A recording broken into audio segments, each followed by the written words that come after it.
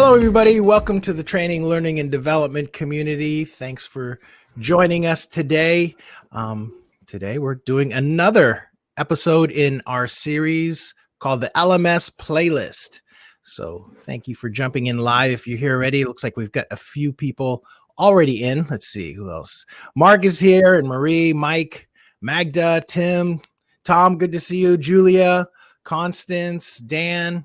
I saw that. Oh, did I mention Kim already? Kim, thanks. Oh, and I noticed, Kim, you had posted about how the link, the reminder that goes out actually sends you to the main, to the first episode of the series. And I never thought about that. I wish that it would push you to this one. It's kind of an automated thing, so I'll have to think about that one. Thanks for pointing that out. It's been, I don't know, we've done at least a couple dozen of these playlists, and I've never realized that. So thanks for doing that. So today, we're talking about Adobe Captivate Prime with our guest, Craig Sybert, who is a great friend of TLDC. If you ever go into the archives of TLDC and look at the show notes, more than likely those show notes were produced by Craig. And Craig is a Adobe Connect and Adobe Captivate Prime expert over at Envolvemedia. And instructional designer, graphic designer, musician. How's that podcast going? Your music podcast with your bro? It's going okay. We've kind of taken a hiatus for a couple months, just to get to. It's the pandemic, man. I mean, everybody's kind of struggling with all the things they're doing. But musician is a good one to kind of start off with. I think I've been in the learning and development industry for over 15 years now. Wow. The last probably 7 or 8 have been exclusively either working with an LMS or training people in an LMS or investigating LMSs at this point. Getting over with Envolvemedia was kind of my catalyst to me actually getting really comfortable with Captivate Prime. I know you and I kind of talked a little bit before we got in here, and I'll rehash that really quick. I didn't have any user experience with Captivate Prime before I came to Envolvemedia. But when I was getting ready to finish my career at Geico, we were looking at getting a new LMS there. We were using an Oracle database LMS, which was very antiquated. It was probably set up in 97, 98, 99, somewhere in that area. And they were kind of piecing it together because I think they'd stopped supporting it probably 3 or 4 years before I left. And so I got really intimate with a lot of different ones, Saba, Cornerstone, Captivate Prime was one of them. Workday even had one that they were working on to come out to go along with their HRIS system. So I kind of did an investigation, but I really fell in love with Captivate Prime. And then coming to Envolvemedia, where I'm actually training it on it, and we're selling it and putting people through it and setting people up and supporting it. It really kind of brought me back to a happy spot. So that's great. Now I got to ask you, one of my first questions is Adobe Captivate Prime. Like when I was doing my research and I was typing things, and every time I'd write out Adobe Captivate Prime, I'm like, do they just call it Adobe Captivate Prime every time? Or does it have like a nickname? Do you guys call it Prime, or do you call it? Okay. So off the record, my opinion, I don't know why they call it Captivate Prime. In our group, we call it Prime. We just kind of separate that between Captivate, because obviously Captivate's a really great standalone product for creating content as well. It integrates really well into Prime, but we always just kind of slang call it Prime. It is Captivate Prime. We've talked to them many times about it. We've even talked with the higher ups at Adobe. We kind of have their ear exclusively with being a platinum partner. And, that's the first question is why? Why would you name it something of a... they're actually different camps. So in the company of Adobe, they have kind of camps where people are managers of certain areas, and Captivate is its own camp. So when they decided to create the LMS, they went with Captivate Prime, not even thinking about it. Yes. And Kim, I'm not going to do the Optimus Prime sound, but yes, that's what it reminds me of every time I say it. But yeah, we kind of just call it Prime at that point. Interesting. I would love to learn sort of the evolution, or like why they decided to do that, because it's a little confusing. It right? is. I used to use Adobe Captivate quite a bit. And so to associate the Prime sort of brand with an LMS is a tiny bit confusing, but I'm sure we can live with it. And I think they're stuck with it at this point. I think they started it that way. Like, Right. I think the first iteration was actually Captivate Prime, but they're stuck with it now. And they're kind of, Right. when you brand something like that, it's just like branding anything in this world. You switch off brands, you start losing people, you start losing your momentum and stuff like that. So Yeah. Yeah. All right. So cool. So people are probably coming into this broadcast wondering about like what, we want to talk about this particular LMS and we've already done a couple episodes. We did Quetzal was talking about Docebo, and then last one that we discussed with Tom McDowell. Oh gosh, I don't even remember what LMS we talked about with Tom McDowell. I think it was the same one and just more sort of conceptual ideas about design in the LMS. But just to start out, why is it important that you even have an LMS? If you're like, as an expert, what do you see there? Like, what do you tell your clients, like the importance of what you do? So coming from Geico was a big corporation where we had an LMS that was, although antiquated, we had an LMS in place. I think that is the use case for it. I think when you look at a big company that needs to track progress of skills or track skills up training, where people are going to be trying to train for a new position because they're already in the company, or if they need to be trained on their job, or compliance, if they need to track that information and either submit that information to someone to show that something's happening, whether it be them learning or whether it be them, getting better educated for what they're supposed to be doing or for their next job. It has to be shown to someone. And I think LMSs are really good for a large company that needs to keep their finger on that pulse. I think some smaller companies could probably do without it. I mean, I know that's part of our business. Part of our business is selling LMSs, and ours is pretty good. Ours is pretty good for that small to mid range. But I really think the LMSs are something that a large company needs, not necessarily a small company. And I do think it is sometimes for legal reasons. I think they do have to track compliance. And they're in going through Geico, I really went through a lot of licensing training before I started with the company. And I learned a lot of what the rules and stuff were in the state that I was in and the states around us. And when you start realizing that, you start realizing that there's government and entities out there that track that stuff, that say, are your people taking their HIPAA courses? Are your people taking their sexual assault courses for work? We're gonna, check this on a regular basis. We need to see if they're actually doing that or not. So I think that's where the learning management system kind of fits. When you're talking about, I moved from there into a really small company where I was creating their entire learning department. And I think they didn't need one, but wanted one. Yeah. It's dangerous. Yeah. It's dangerous to put something like that in place because it takes a lot of working parts. And if those working parts aren't put together correctly and assembled correctly, and then you don't have buy-in from the people that are in the company, it doesn't work very well. Okay. All right. So, so prior to becoming an expert with Captivate Prime, you were working with an Oracle LMS. Any other LMSs you might have had some experience with? Yeah. So the last job I had where I was setting up an entire learning system, they bought Cornerstone. And when they bought Cornerstone, they bought all the plugins. They had everything for Cornerstone.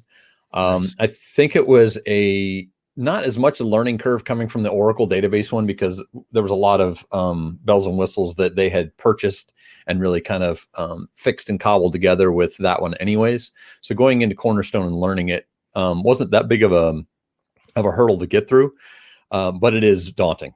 Cornerstone is a very, very detailed system that allows you to do a lot of minuscule things with rights and how you disseminate courses one from another and how you put courses together and everything. So yeah, I think it was it was a little bit of a shock, but I think getting to know it helped me with stuff like Captivate Prime or stuff like the Workday one, which is very lightweight. So yeah, I've worked with 3 or 4.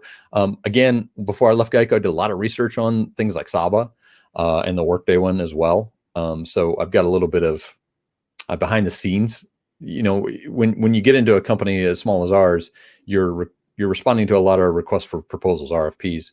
Mhm. So you got to kind of dig into what the system can actually do. And that Mhm. was our task at Geico, was to figure out what these systems could do for us. Right. So yeah, I've had a little bit of experience with a lot of different ones. So did that prepare you well for using Captivate Prime? I think so, but Captivate Prime is so lightweight and so easy to get into that Yeah. I don't think it would have been that difficult to get up to speed not having that experience behind me. Mhm. I think in seeing those big ones like the Saba and Cornerstone, really kind of helped me to see how easy the LMS could be. But I think through training it, I got better acquainted with it quickly. So I think those kind of went hand in hand. I got comfortable with it while playing with it, and then I got even more comfortable with it with training it. And so, yeah, it helped a little, but I think it was more just how easy the system is to get up and running. That's nice. That's good to hear. So, so you're also an expert in Adobe Connect, which is probably, I would love to talk about that, but that's probably a completely separate episode. But becoming an expert in an LMS in Captivate Prime, what did it take to do that? Did you have to get any certifications, or did you just work regularly, like with clients on building stuff out? How long did it take? Like, what's it take to become really good with the system?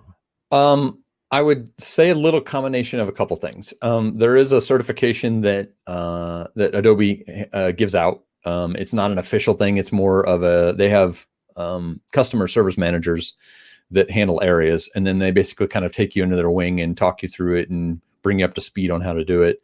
But I think my learning curve was really more behind the admin side of it. Mhm. The author side of it is really set up pretty well. The learner side is set up really well. I think the admin side is really where kind of I struggled, and that customer service manager was my go-to. So anytime I Mhm. needed anything, he was basically available to me. Nice. Adobe's kind of offered that to us as a tool to help them, and kind of be symbiotic there, where we're helping them and they're helping us, Mhm. because they'll get in situations where they have a client that wants it, or that wants to know about it, wants to see a demo, or wants to be trained on it, and they just don't have the people to do it. And they'll say, hey, which partner wants to take it? And we'll get those. So they were extremely helpful when I was getting up to speed. But again, it's kind of like everything else I've done with my both learning and music career, is I play with it. I have fun Yeah. with it. I try and break it. I try and do the things that it's not supposed to do to see if it'll actually do it or not. So Right. Right. That's just trying to be resourceful. So Kim's asking, would Captivate Prime be good for a smaller company? yeah, I think so. I think it's really built to be lightweight. It does expand. We have clients that are 5 to 6,000 people on it, and we have clients that are on 300 or 400 people contracts. Right. So it's both. But I would say when you get into like the Geico range, where that company was 50, 60,000 people, 70,000 people, Yeah. it starts to lose its flexibility. Uh-huh. You need more flexibility around roles in a bigger company like that. And Mhm. that's, you'd sent me a question about what I thought was the one of the downfalls of Captivate Prime, and I think that's kind of where it lacks. You can create custom roles, but they're very general. I mean, you Mhm. really can't get microscopic on what you can do with the custom roles and stuff. And I think that's where it fails. But yeah, I'd say it's probably really good for a smaller to medium sized company. Once you Mhm. get over maybe 10, 20,000, then it really starts falling off a little bit. Yeah, and probably gets kind of expensive because Yeah. it's by seat. Well, yeah, it is. It is. And I think that's, not to dig too deep into the money side of it, but it is a unique way of pricing it as well. Yeah. There's a lot of companies out there that are contract. You purchase the product, you install it internally, or they house it, and it's a one price. Yeah. We're a little bit different. We do it by seat. So it does, small to medium really makes more of a difference there. Yeah. So here, my question now. So hopefully this isn't too. I almost feel a little selfish asking this Oh, question. no. Somebody who has a background in Connect. I use Connect for Yeah. years, and also Captivate. Mhm. Like, what's the deal? Is the interface sort of similar to Captivate, or is it like when you think about a complicated admin side? Then I start thinking more about Connect, because Yes. Connect can be a real pain in that way. Uh, But what? What's the I'll tell deal you, there? it's not. So the difference between admin on Prime and Connect are way different. You're right. Okay. When you get in behind the scenes on Connect, it's definitely very daunting. I would say that it's not the same interface. It doesn't look the same, but they integrate extremely well. And not to get too deep on it, actually, you know what? I might actually share screen on this one and kind of show you. Basically, what you can do is you can tie Adobe Connect into a course. And when you tie Adobe Connect into a course, it basically, the courses in Prime are set up to where you add pieces of content like puzzle pieces.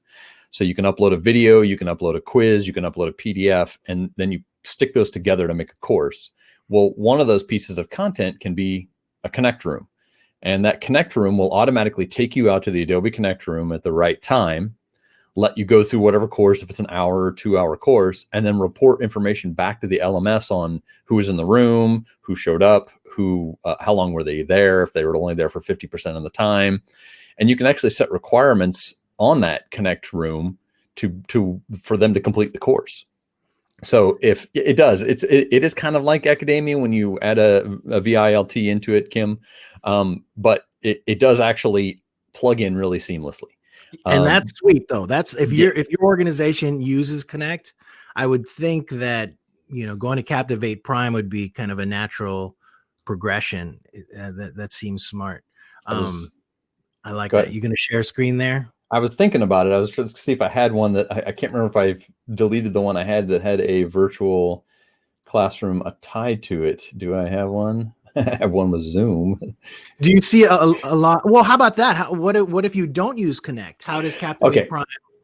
Great question. So there's a couple plugins that are inherent in Prime from scratch. Zoom is one of them. Workday for HRIS systems for bringing in data from a HR system, user system. What's another one? Blue Jeans, which is kind of like Connect. Some of those will integrate automatically, like you can plug them in automatically, but they won't have the same reporting features that Connect does, unfortunately. You're kind of stuck with, hey, here's the link, you can go out and come back. So let me do that real quick. I am going to share screen real quick. And okay, awesome. If I can find which screen it is. So basically,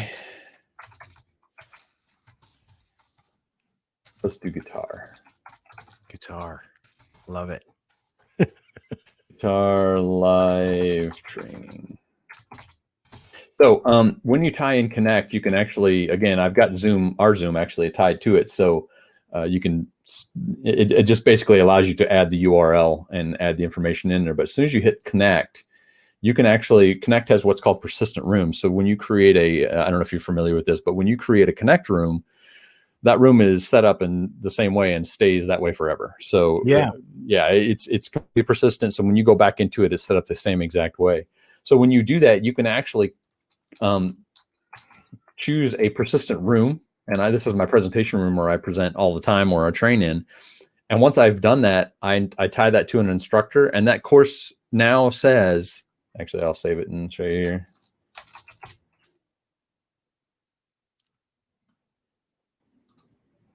I got to select time. Let's make it for today.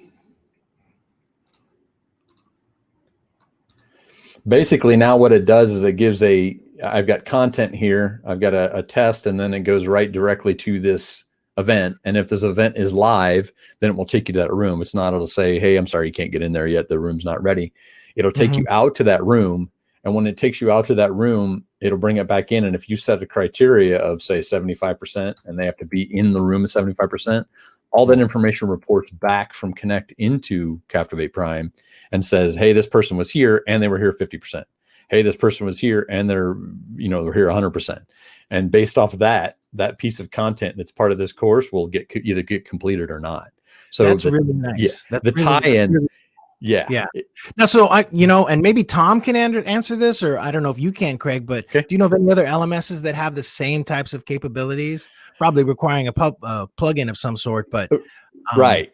So of the ones that I've seen that have the capability, it's a plugin that you either have to purchase, which smart on them, I guess, for doing it, or it's something that you have to create on your side. not to dig too deep, but the APIs in our LMS, which are basically data points that can filter in and out of the system, are wide open. You can write anything you want to grab that information and pull it out and create whatever you want to interface with it. But being built into it with Connect and with Zoom make it, I mean, it's invaluable at this point, because it's automatic. It's in there. Yeah. It's built in there already. So yeah, I can't think of any other ones that inherently do that, but I do think that it's definitely one of our bigger seller points. So that's really cool.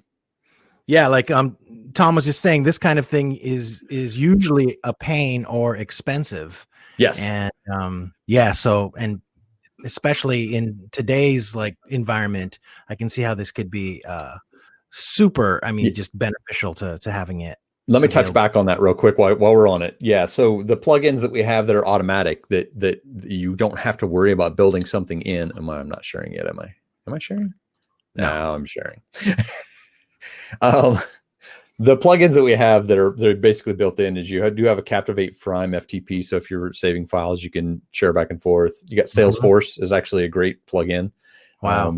Yeah. So basically anything that scheduled training will come out to your Salesforce interface and assign that training to your calendar and block off the time and everything. Power BI for reports. Again, Workday's tied into it. Blue Jeans, Zoom, Adobe Connect. And you can even create a custom FTP. So all this stuff is kind of inherently in there and ready to go. So yeah, it is a pain, Tom. You're right. It's such a pain to build that stuff, but having the ones that, and I think that's where Adobe took their cues, is they really took their cues on what people base need out of an LMS. I think that people get so caught up in all the extra things you can do. Checking to see if someone's missing something and then assigning a training to them. Well, that's great. But I mean, an LMS is for registering training and for sending training out to people and guiding people to their training. And, if you want to do, past that, sometimes it's not beneficial to what you need based in an LMS. So man. Check out Kim's question there. Should you want to Prime know if it's or protect your Prime or, yeah. Oh, no, it's Prime. It's Captivate Prime. So not to get too deep into what we do, but we're what's called an Adobe reseller. Adobe doesn't like to sell things directly. They like to have partners to sell things, because those partners can then support them, which they don't want to get into the business of doing. So we sell them, but we also train them on it. So like for me, actually this afternoon, I have a training starting for a company who has purchased Captivate Prime. They did purchase it through us, but we do a 4-week training that we give them a part of the system, and then we give them homework for the next week. And then we build on that homework and we give them the next part of the training. And then we give them homework for the week after. And week 4 is kind of half of a training. And then we basically say, here's all your questions. What do you want? What do you want to do with this beyond what I've already taught you? So yes, we resell it. It is an Adobe product. It's not our product, but we do service it. So we sell service contracts on it. We, train people on it, and the training comes with the purchase. So we don't really make too much off of that. But if they decide to have us continue on as a service contract, then we'll stay on, and I'll basically help them with whatever issues they have. So nice. So just in case there's somebody in here that is like, okay, so we're looking at LMSs right now. Adobe Captivate Prime is one of the LMSs on our list. What would you say as far as your skill set to be able to become, say, an expert or be able to be an admin with this particular software? Would you need to be highly technical at all, or? No, honestly, when I give the 4-week training, I would say I hit the admin side hard first, because I know that everything pretty much builds off of that. And I would say that you really don't have to have a lot of technical skill to learn how to do the admin part, because they've kind of set up the admin part to be a really heavy setup role, meaning you're really setting up the system to work seamlessly after you've kind of set that up. You're setting up your email in and out. You're setting up your branding. You're setting up your skills levels and on how you level up the skills in the courses. Mm-hmm. Once that's kind of set up, the admin really only monitors things. So yes, there is a there's a really steep learning curve, but it levels off really quick. I think the hardest part I had with it was the author role, actually. The author role, it's different because I came from a world where I created courses. I created an entire course from start to finish. It was, 3 pages. It was then a video, and then a knowledge check, and then another video, and then 6 more pages and a knowledge check and a video. And then you took a quiz at the end that was 10 questions. Well, how they handle content is a little different. You actually upload those pieces. Like if you upload a course that's 6 pages, and then you have a video, you upload the video as a different piece of content, and those contents are separate so you can use them in different courses. So if you've got one video that's up, then you're going to use it for multiple courses.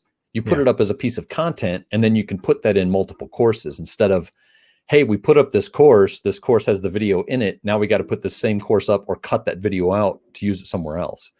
So I really had a hard time wrapping my head around it because I came from a world where everything was encased in that SCORM package.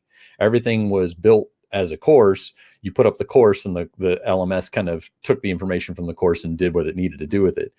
Here, it's very different. You're almost uploading puzzle pieces and putting those puzzle pieces together to create courses in the system.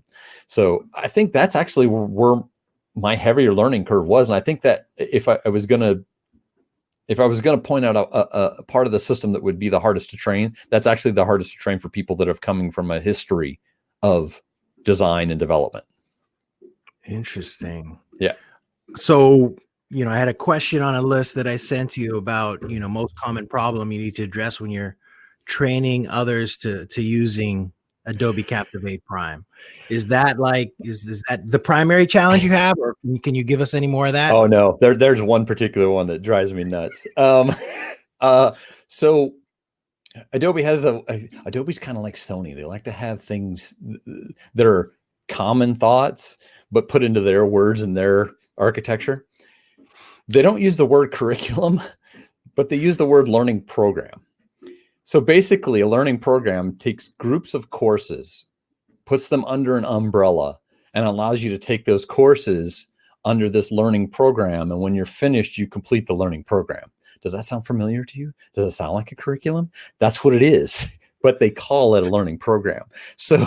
So when I'm training this, honestly, that's all I get. And I've learned actually when I'm training it to just go ahead and start with, we call it learning programs. You're going to know this as a curriculum. And I usually can get past that, but that is the one sticking point that I have a hard time getting across to people initially. Once I show them what it is and show them how it works, they get the concept. But when I say a learning program to start off with, if I just said curriculum, it would just be an automatic. They would get it. I mean, as long as they come from a learning development history, like, we've got. But yeah, that's one of the hardest things. That, and telling them that you have to create courses kind of in the system instead of building a course and importing it. So, yeah. How about any technical mishaps that you run into? Is there anything in particular that, like people sort of hit a wall with? Yeah, I will tell you one. So to get into the system, you have to have an Adobe ID. So yeah, and with us, we work with a lot of government contracts. We work with DOT, DOD, DCSA, a lot of the bigger government contracts in DC. We handle a lot of them and handle their Connect and Captivate Prime.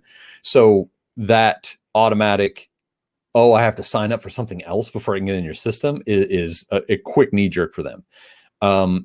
I think that's one of the other technical things I have to get over in talking to them about is you have to have an Adobe ID. The Adobe ID is universal. Like it works for your cloud, your Creative Cloud.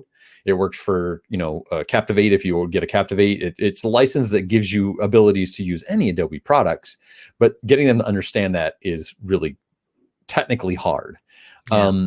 If they have their own SSO, a single sign-on system, they can tie that into Adobe and circumvent that. But the initial shock of, oh, wait a minute, I have to have an ID and then I sign into it. That technical light just kind of goes off in their head. Yeah. I definitely could spend time ranting about that Adobe Cloud situation there. I actually use Marketo on a daily basis, and we're kind of waiting for the other shoe to drop there because it has its own unique user ID and password, but it's an Adobe product, so we're waiting for it to, Yeah. for that to get integrated into there. I'm surprised so if you think about that, Captivate's kind of the same way. Captivate is its own product. You technically don't need an Adobe ID to get into Captivate because it's an install. It's a straight install. I think when Adobe moved to the Creative Cloud idea, that's when they really started requiring you to have an Adobe ID. But I think you're right. I think that's going to end up falling under it soon. And the same way with Captivate, I think that's going to end up falling under it soon as well too. So. So before we move on, because I want to talk about Captivate a little bit, the authoring tool, but any other rants? Just curious. Here's your chance. So I hated Cornerstone, and not because of the job I was in where I was using Cornerstone was not very good as well. So it kind of tied into that, but I didn't realize how much I really hated Cornerstone until I started using this and Saba and our Oracle database LMS that I used at Geico. I didn't realize how much I didn't like those until I started using something like this. And I know there's multiple ones out there that are cloud-based, that are really kind of low key and very low footprint, but it's really hard to look back and go, why didn't we just update to something like this immediately? I mean, it's easy to get into. It's easy to use. Honestly, I can spend 4 hours training a group of people, and they either are going to get it 100%, or they're going to have 5 or 6 questions at the end that's going to seal it up, and they're going to know the system really well. So in looking at a system like this, again, I'm going to push Adobe Captivate Prime because I love it and it's what my company does. But there are other ones out there that are so lightweight like this that can make that transition into that learning management system world, if you really have to do it or need to do it, very easy. Yeah. Nice. So I'm surprised the Cornerstone's still in business, to be honest with you. Wow. Yeah. No, I'm looking. I think that's my rant. Thank you. And then, like, next week we're going to have Christiana and Mike Peacock are going to be on to talk about Exonify, that I know is also a cloud-based LMS, and and Talent LMS. Leslie Marquez is going to be talking about that one coming up soon as well. So I'm loving getting some of these newer LMSs in to for review and discussion. So let me talk about Captivate. Like, so what's the deal? Like, does Captivate integrate really, really well with this LMS, or why is it even named Captivate Prime? Well, okay. So again, I think, did we talk about that on or off camera? I think we talked about a little bit about off. Yeah. Okay. Captivate Prime is the dumbest idea, whatever. I'm just going to get that. I should have added it to my rant. Captivate Prime, naming Captivate Prime is something they did early, and it's kind of stuck. And again, Adobe kind of keeps their things in different camps. So they don't really have any interaction with each other, so they don't necessarily see an issue with it. But I think Captivate is a great authoring tool. I think it's right up there with Articulate. I think it's right up there with any of the other ones that are out there that are really good detailed content creation systems. It does integrate into Captivate Prime, but not in the way you would think. It's not something that's like inherently going to just plug in and you're going to be able to work inside of it and they're going to be right next to each other. But the authoring tool itself will publish directly into Captivate Prime. So there's an interface that comes up. I probably should have opened that. There's an interface that comes up in Captivate that allows you to take whatever content you're working on and immediately put it into Captivate Prime as a piece of content. So if you've created a 10 slide course with a quiz at the end and you're ready to publish, you don't have to publish it to your desktop, then upload it and give it a name and everything. Captivate will actually do that for you. It puts it directly into Captivate Prime. You have to plug them in together, obviously, but it basically takes it and adds it as a piece of content directly without you even touching your desktop or anything. It goes directly to Captivate Prime. So I was going to bring one up here and see if I can find one that's not. I'll open one of mine. But yeah, it's slick. It is easy. Am I losing audio or video with you guys? No, we got you. Okay, because I usually when I open in something in Captivate. So I love Captivate, but I also like Articulate. I mean, I'm they both have their merits of what they can and can't do with creating courseware. It is obviously, I'm going to be more partial to Captivate because I use it on a regular basis. But I think that the Captivate being integrated into Captivate Prime, if you have it, isn't automatic. I think it would be something you would just automatically start doing. Let me share my screen. Where's my share screen? I always forget where it is on this one. I'm so used to using Connect that I know where everything is on Connect. Yeah. But basically, when you go to publish, you're publishing to, you can publish to Connect as well if you have their LMS install. But if you publish to Captivate Prime, once you've got it plugged in, it should take a second to load up. But once you've got it plugged in, it's going to take you right to the interface like you would if you were updating or uploading content like a video or like a MP3 or a PDF. It's going to take you right to that interface, which is right here. It's going to, and then you're basically setting it up however you want. And then you can completion criteria for the content itself. So if it's got a quiz built into it, you can make it, based on the percentage of the quiz and everything.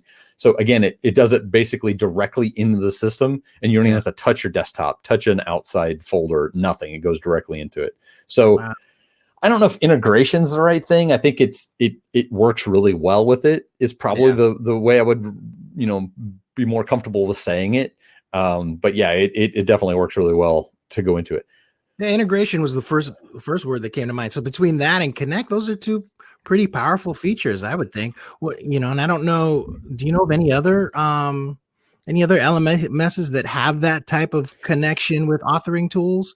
Gosh, maybe Tom or Saul knows, but I don't. Tom might actually be able to chime in on that. I don't know of any that have that type of integration. I know that, it helps when you're working, even though they're in different camps in Adobe, it helps when you're working for the same company. You can tie that stuff in a lot easier when you can call somebody and say, hey, we're looking at getting this plugged into our system. What do you got? What can you give me? What can you tell me about the tech stuff, the behind the scenes? How is it programmed? How is it send out information? How is the APIs connected? When you can call across the hallway and talk to somebody about that instead of, if you think about, just take another Articulate, if they wanted to talk to an author or a LMS and say, hey, we would like to get a plugin in your system, there would be some eyebrows raised, like, why do you want to get it into our system? Do we want to give you access as an outside company to our LMS? You get those political things where you're going back and forth with, whether they want to allow them to have all the rights behind the scenes and stuff. But with Adobe, you can kind of plug that stuff in, and having an authoring tool, an LMS, and a webinar software already together, just sticking them together and making them work right, it was, that was the next step. So I can't think of any other ones that have that type of unique, bonding or grafting on each other. That's interesting. Joe Suarez is saying Lectora and CourseMill, maybe, if they're still around. I think Lectora got bought by eLearning Brothers, I believe, or something like that happened. So that's interesting. I hadn't thought about those guys in a long time. Okay, so this broadcast is not sponsored by Adobe. Oh. It is not sponsored by Envolvemedia either. So, but what I want to know, without being too pitchy or trying to sell services or anything, your favorite thing about Adobe Captivate Prime?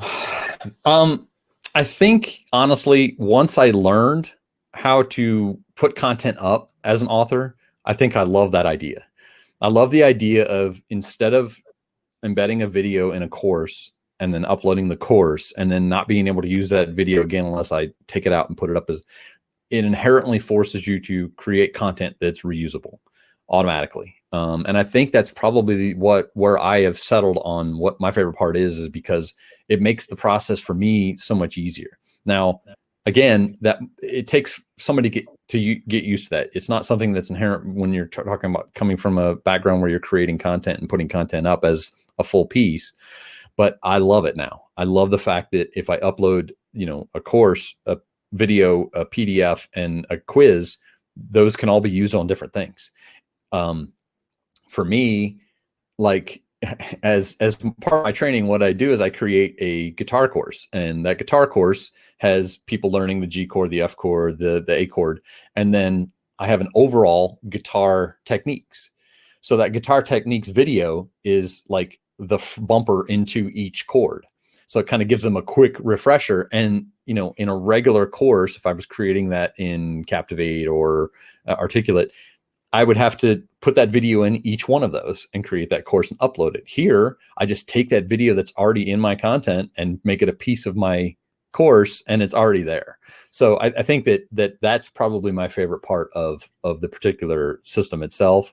And again, it's once people get used to it, it's nice, but it's hard to, you know, break old habits, I guess, for people. Yeah, I mean, it says a lot sort of with your background when you're talking about, you know, Cornerstone and, you know, older versions of Saba and things like that, and moving on to this one, and just how refreshing it is to be able to use it. And it makes sense. I mean, I love the way that Connect and Captivate can, you know, for lack of a better word, integrate into it. So it's very cool. What do you think, if you could have the chance to improve this particular LMS? Is there anything that you would suggest? Oh yeah.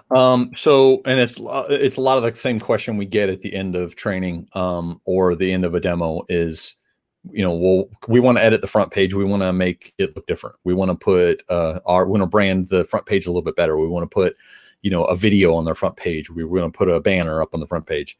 It's not customizable. Unfortunately, it is strictly an LMS. And it's kind of interesting. I had actually talked with a couple colleagues not too long ago about a headless LMS. I hadn't actually heard of a headless LMS until about 6-7 months ago. And yeah, that's the look I gave it too. Explain. Headless LMS. What? So basically, it's basically a front page that pulls information from your LMS and builds a landing page. So it's part of the LMS, but it's more tailored to a company's branding a little bit more. I honestly, I'll share screen because this will make more sense if I actually share screen on it. So when you sign, No, go ahead. No, it's a fantastic idea. When you sign into our system, I mean, this is what you see as a learner. It's really nice. It's very integrated, and you can hover over things and click on things, and it changes, you know, stuff on the screen. But this is it. You can move these things on the right up and down, like you can sort them by a column, and the same way with the left, you can sort them by column yourself. You can edit it. And even as an admin, you can only add and take away, but you can't do anything with it. You can't brand it. You can't say, okay, I want to, you know, put a banner up here with our introduction video or something like that. You can do a pop-up window, but that's it. I mean, if I had to pick on one thing, this is 100% it, because we always get that question. Well, what can I do to the front page? Can I put my video on the front page? I see our logo up there, but can I get a bigger logo? Unfortunately, you can't. And that's where those headless LMSs come in, is where it's a company, third-party company that creates something that pulls, like, these courses are set up. These are my courses that I'm taking and that I'm behind on. Since I clicked on overdue, it's showing me which ones I'm overdue. It would take these and put them in a bigger window. Like, you would see just the top 3 that you're missing, or the top 3 that you're missing that are up the soonest, and put those on a big screen, and you could click on them and see that, like, when you go to the learning themselves, see how there's a nice little thumbnail and everything on them. It would take this look and put this on the home page. Instead of just a little small thing, it would actually make this a big box and make it completely customizable. So yeah, that's definitely the one thing I would say that we're severely lacking on. Interesting. Yeah, I can see how that would definitely help with engagement to have something like that. Wow, that's very cool. Okay, I'm gonna have to remember that term though, headless LMS. Wow. Yeah, it was a new one for me, but going through, when we look at bigger government entities that are looking at this right now, we're actually working with a very, very big government entity that's going to be around 5,000 or 6,000 people. And they're piloting it, which is something we've never done before. We either let them have a trial version and let them play with it, or they purchase one of the two. We've kind of went through a trial version with this bigger entity in the government right now. But that's one of the things they're struggling with, is having an interface that allows people to be most comfortable with getting to the training. They like our interface a little bit, but they want something different. So that third party is working on building them something that would interface with it. And you really got to work with that third party, and you got to tell them exactly what you want, and they're coding it. I mean, it's just basically it's you want to go back to old school. It's like creating that splash page, that Right. landing page for your website. So Fascinating. Very cool. How about, oh, you know what? Kim has a couple questions in here, and we might have to just go back a little bit as far as context. Does it appear as a separate item from the user's point of view, or are things grouped as regular courses for them? So for a learner, it looks like different pieces. So it's so much easier just to share. I'm just going to share and show it. So if for a user, it actually looks like different pieces. When they sign into a course, let me find one of my guitar ones here. They'll see it as individual pieces of content, and individual pieces of content will show up as what they are. So like this is a Captivate file. This is a PDF, another Captivate file, a video. So when they click on that, it actually opens.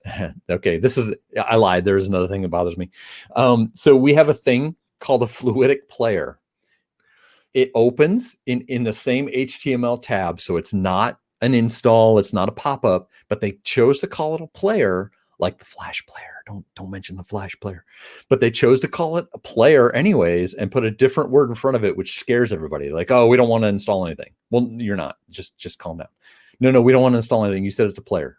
It is, but it's playing in an HTML. Hold on. So when you click on it, it actually opens in an HTML page, and it adapts at the bottom here based on what the content is. So if it's a course, you've got forward and backwards. If it's a video, the changes at the bottom. You've got plus and forward seconds. You've got a play and a pause. You've got a speed. You can slow speed down and speed it up if you want to listen to it quicker or slower. You can check your volume. So based off what the content is, it'll change. In PDF, you can see it's a page up, page down, and zoom in, zoom out and stuff.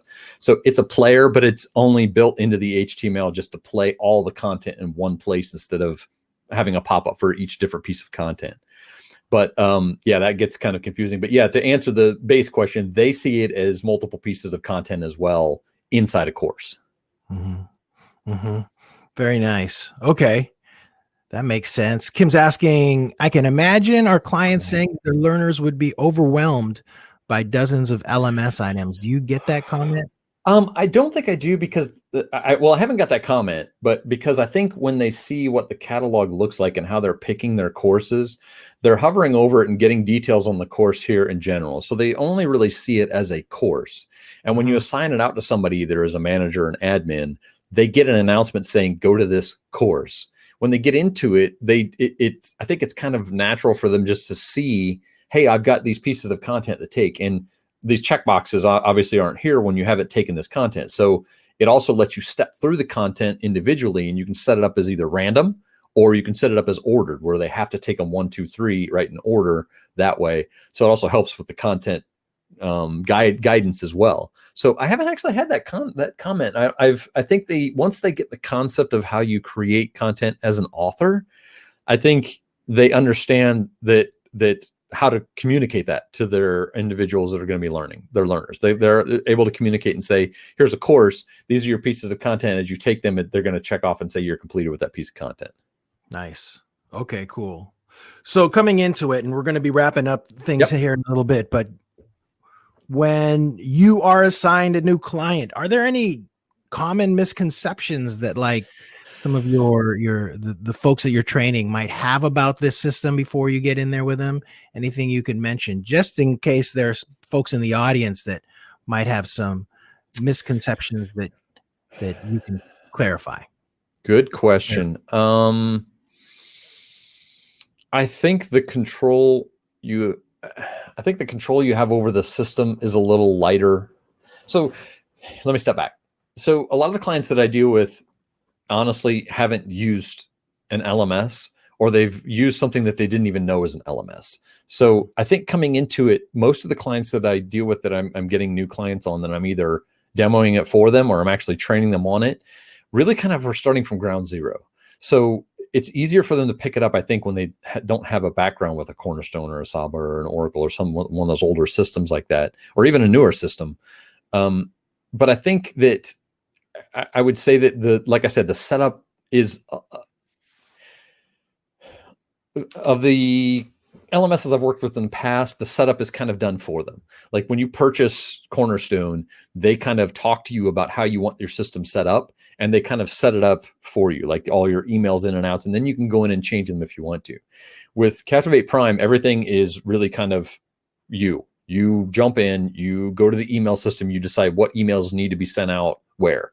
If it needs to be an announcement email, if it needs to be an enrollment email, turn it on or off globally. Captivate Prime is a skills-based system, so you have to tie skills to each course. Well, you have to set those skills up initially. So I think that's one of the probably the biggest things is you're on the hook for it.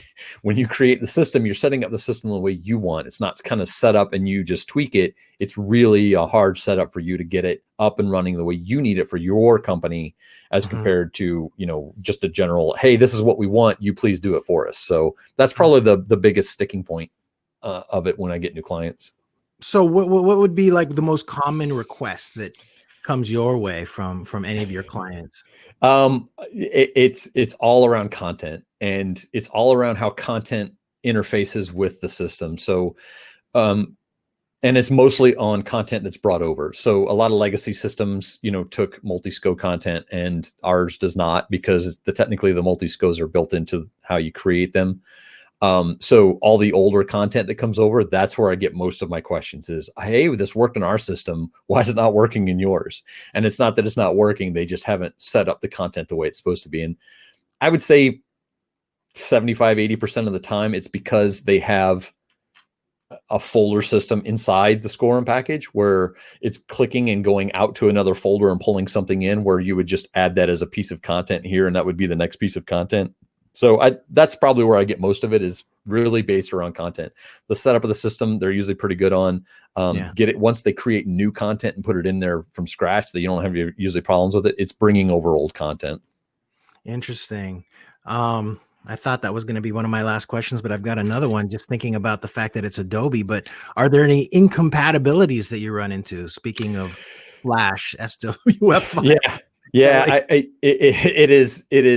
It is back to that same answer. It's legacy content. It's when people bring in content that has multi-SCOs that come into it.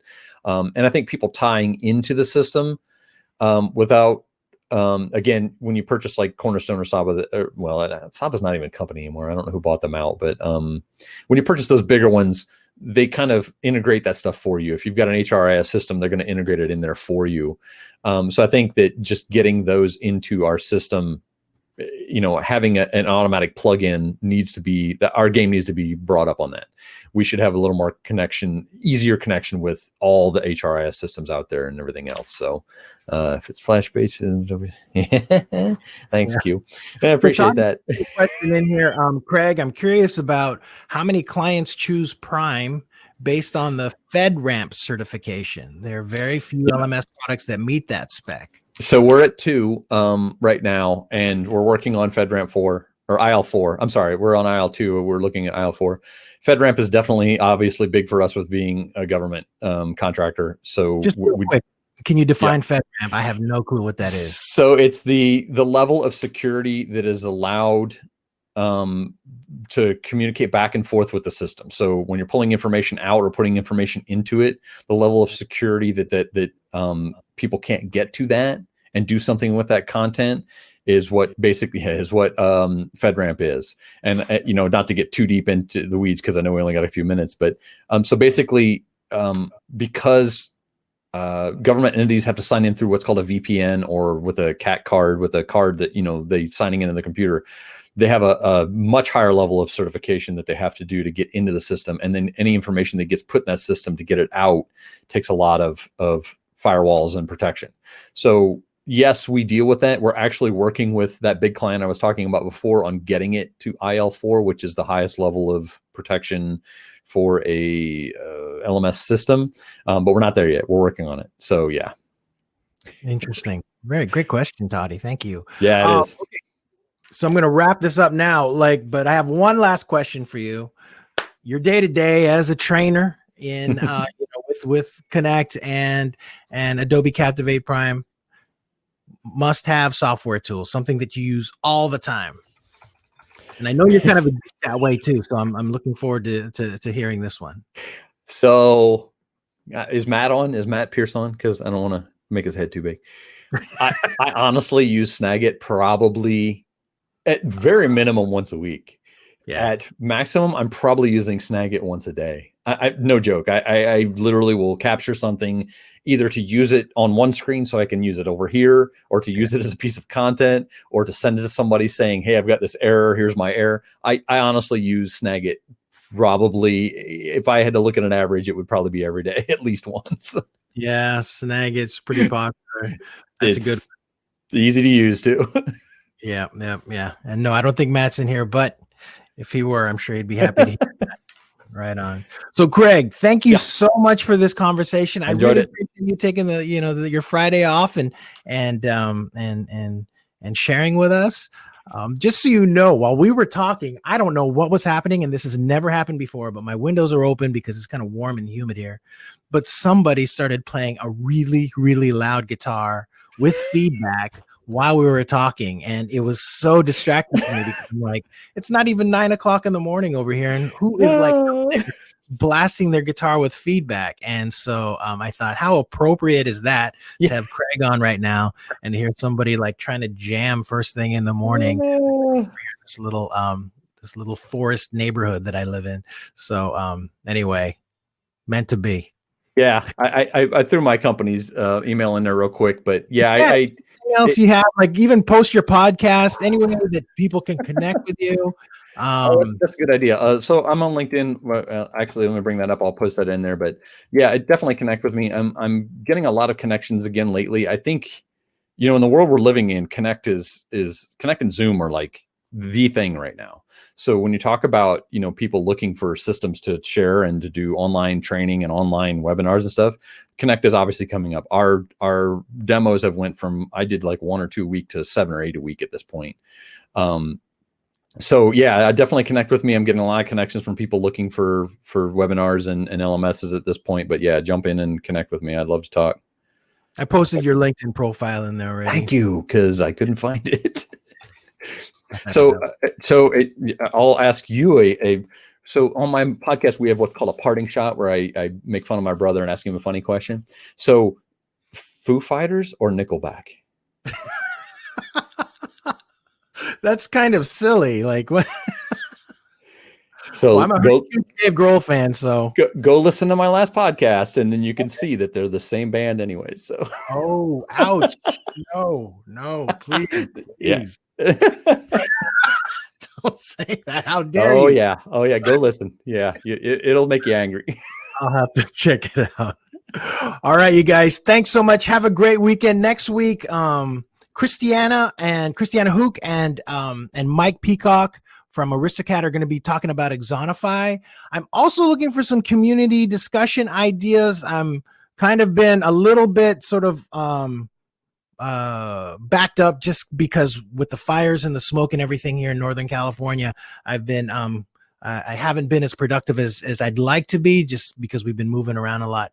But if you guys have any community discussion ideas, I would love it. If you wanted to host anything, would love to hear it. I have other ideas that are kind of in the pipeline right now that we're developing, but please let me know. And again, so next week we have another LMS playlist coming up on, I think it's Thursday. And then also Leslie Marquez is going to be coming up talking about talent LMS. And then I'm hoping to close this all out with a really, really, really good LMS talk with someone really prominent. Still need to sort those details out. So make sure that you keep posted on this stuff, and we'll see you guys next time. Thanks again, Craig. Luis. Yep. Have a good one. See ya.